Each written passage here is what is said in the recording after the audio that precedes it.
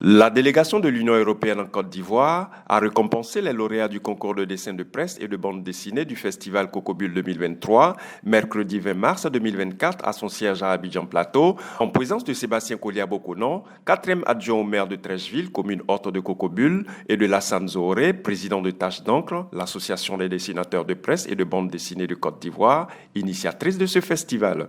L'ambassadrice de l'Union européenne en Côte d'Ivoire, Francesca Di Mauro, a relevé que l'institution a voulu, à travers son soutien à ce concours, promouvoir le dessin de presse et la bande dessinée autour de la protection de l'environnement et du changement climatique. Elle a également incité la jeunesse à accorder plus d'intérêt à ce secteur d'activité. Nous avons lancé une campagne Culture Forêt l'année passée, donc nous avions voulu intégrer au sein de ce festival des prix spéciaux pour les jeunes qui auraient fait des dessins de presse, des bandes dessinées autour de la protection de l'environnement, autour du changement climatique et de sensibiliser. Parce que nous croyons vraiment que c'est évidemment la voix des jeunes qui peut mieux parler aux autres jeunes.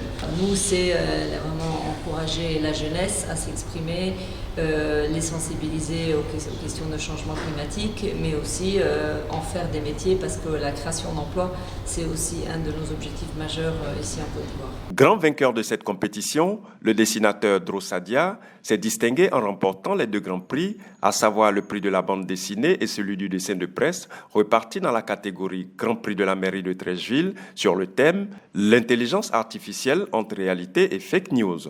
Le lauréat a reçu 2 enveloppes de 400 000 francs CFA chacune, 2 trophées et 2 diplômes. C'est un réel honneur pour moi aujourd'hui d'avoir remporté ces différents prix et j'aimerais remercier en tout cas les organisateurs et les différents partenaires pour cette opportunité, cette belle plateforme qu'ils donnent à nous, artistes africains, nous permettant ainsi de pouvoir exprimer, partager nos visions, nos réflexions sur des sujets, des thèmes qui sont d'actualité. Le président de Tache d'encre, Lassane Zooré, a situé l'intérêt du choix du thème.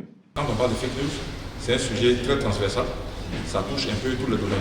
Mais pour le concours, en collaboration avec l'Union européenne, on a plus axé cela sur l'environnement.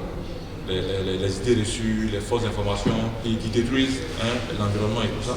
On a amené les jeunes à prendre conscience de ce phénomène-là et puis de s'exprimer à travers le dessin pour sensibiliser. Pour sa part, le 4e adjoint au maire de Treichville a salué la forte implication de l'Union européenne dans ce festival. Aujourd'hui, nous nous réjouissons de voir une grande part prise par l'Union européenne dans ce festival-là.